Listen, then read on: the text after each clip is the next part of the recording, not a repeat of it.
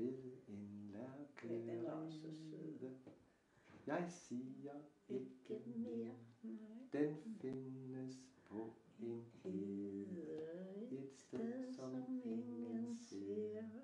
I reden er der unger, og ungerne og du.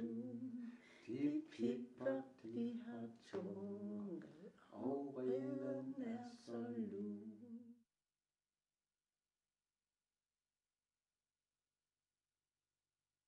Ja, hvad skal vi snakke om? Jamen ved du hvad, jeg kom til at tænke på, at i formiddag, Ja. der sad vi faktisk blandt mange andre gange og hørte musik. Ja. Og det var faktisk fra den her CD, der står udvalgt underholdningsmusik. Aha. Ja. Hvad drejer det sig om? Ja, det er jo for eksempel, hvis du, du kan se det, men bagpå, der står der nemlig nogle titler. Det er sådan noget H.C. Lumbye-musik. Ja, det er jo dejligt. Ja, det er nemlig rigtig godt. Ja, det er, sådan, det er så hyggeligt. Ja, musik, det er det. synes jeg. Det er jo noget, de spillede og spiller stadigvæk i Tivoli. Ja, men jeg elsker jo Tivoli. Ja, og det har også været spillet meget i radioen, tror jeg. Ja. Kan du huske H.C. Lumbye? Ja. Ja. Ja.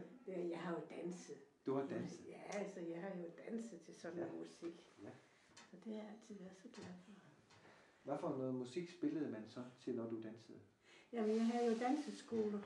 Du havde danseskole? Ja, jeg underviste børn i at danse og gå pænt. Okay. Ja. Gik de så pænt? De gjorde det. Det var en fornøjelse at have med børn at gøre. Ja. De er så søde. Bare man taler ordentligt til dem, det er det væsentlige. Man skal behandle dem godt, børnene. Og snakke med dem, og tale med dem, og rose dem, når de gør noget rigtig flot noget. Var du så hen ved hver enkelt nogle gange? Jamen, jeg havde jo et hold, og de kom jo hver uge, og så underviste jeg dem, og så dansede de, og så roste jeg dem, og så var det bare så rart.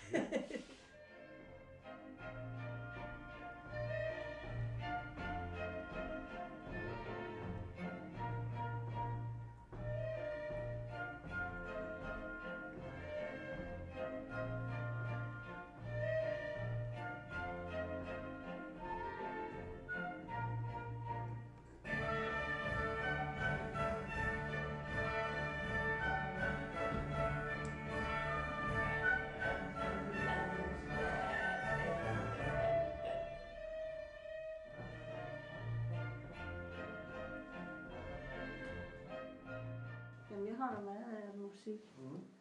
Det har jeg altid gjort. Du har nogle billeder her. Ja, det er min afdøde mand. Ja. Okay. Han nåede ikke at blive så gammel. Han var vores løjtnant. Men du har nogle flere billeder her. Ja, det er min søn. Der er en, ja.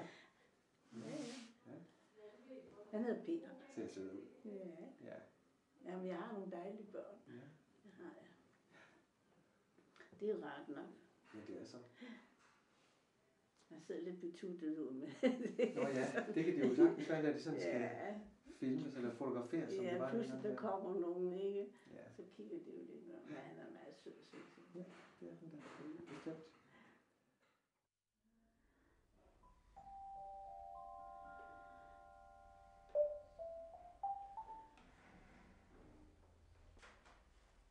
Vil du prøve at holde den? Et øjeblik. Du skal se, nu skal jeg lige gøre det sådan lidt til os. Har du det? Kan du bruge den anden hånd? Sådan med den, ja. Så kan vi måske spille sammen. Ja, det kan vi prøve. Det kan vi prøve.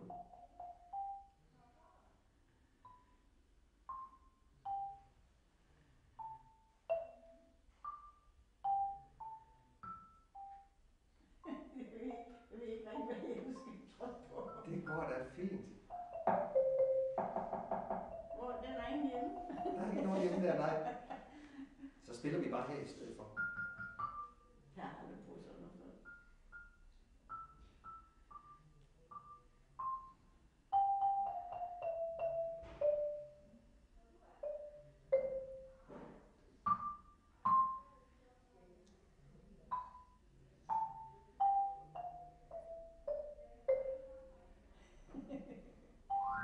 Ja, det var godt. Så har vi næsten det hele. Det er jo ikke meget sjovt, det her. Det har jeg aldrig prøvet før i mit liv.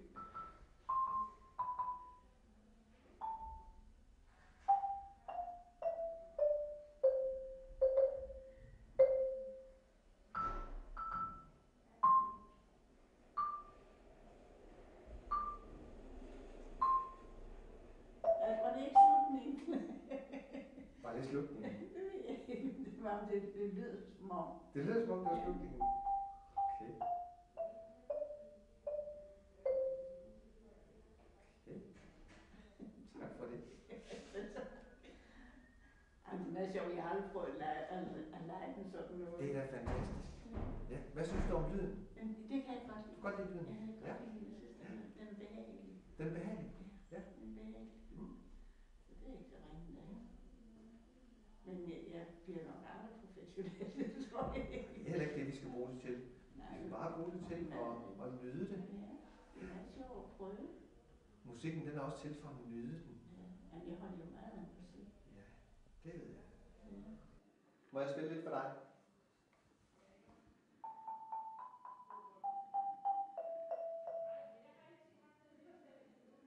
Kan du høre den?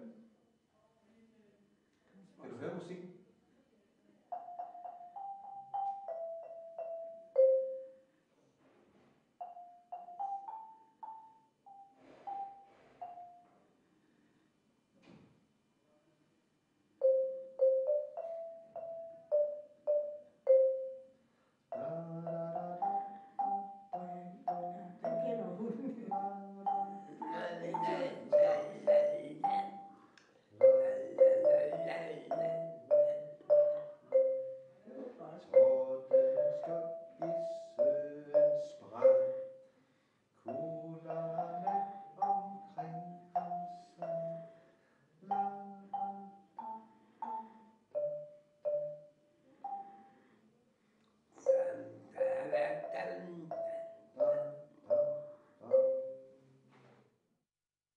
Men du virker også glad.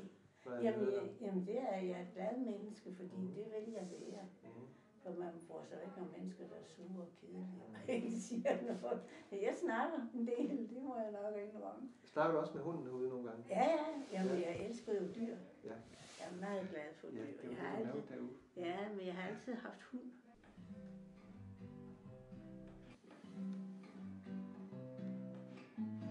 Far er så streng, og han skinner på mor. Far drikker snaps og tjener ikke spor. Hver gang jeg ser, han har været på sviger, gemmer jeg mig bag mor og siger, der er lys i lygten, lille mor. Bare jeg kunne hjælpe dig, men det skal jeg nok, når jeg bliver stor. Og glæd dig, lille mor. Penge til lys får vi aldrig erfare, men nu den får vi gadelygten har. Tænk, den kan oplyse stuen omtrent. Jeg er så glad, når den bliver tændt. Der er lys i lygten, lille mor. Gudskelov, så bliver her sjov. Kan du se, hvor fint og lyst vi bor? Og glæd dig, lille mor. Når jeg bliver gift, skal min mor bo hos mig. Så skal vi have en lampe hver for sig. Og når den skinner så klar som en sol, vækker jeg mor i hendes stol. Der er lys i lygten, lille mor. Nu læser jeg det højt for dig, af den bog du fik til jul i fjor. Og glæd dig, lille mor. Du er herlig, unik. Dit smil er kærlighed, dine tanker over så dyrebare. Så vanskeligt at tro, at du er Alzheimer, når du lytter og leger til musikken. Musik som terapi. Terapi, som genkalder dine drømme, minder og dine fantasier. Det uforventede livet ramte dig. En snigende sygdom uden noget.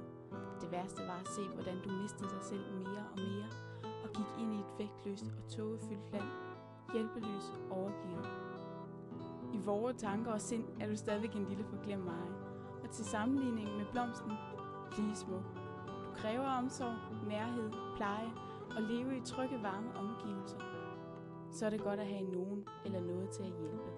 Hjælp til at genkende en stemme eller en hjælpende hånd, som synger kendte og kære melodier, og og som tager dig tilbage til den, du virkelig er.